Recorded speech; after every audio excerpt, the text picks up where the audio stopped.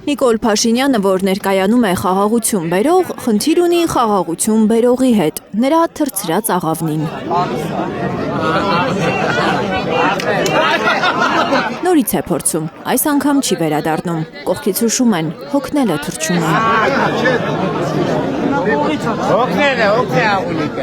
Գեղարքունիքում է քաղաքացիական պայմանագիրը։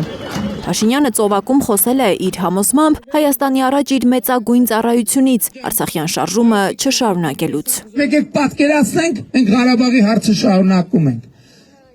Ղարաբաղի շարժումը շարունակում ենք, ինչ ալնելու ժողովուրդ ջան։ Ալնելու են մանր ու մեծ պատերազմներ, ալնելու են շարունակական զոհեր,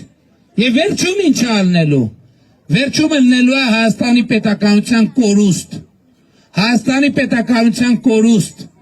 Այդ գայթակղությունից մենք ազատել ենք, ես ազատել եմ Հայաստանի Հանրապետությունը եւ դա համարում եմ իմ մեծագույն ծառայությունը Հայաստանի Հանրապետության առաջ։ Հույս է տվել մարդկանց, որ կլուծի նաեւ հայկական բերքի արտահանման խնդիրը։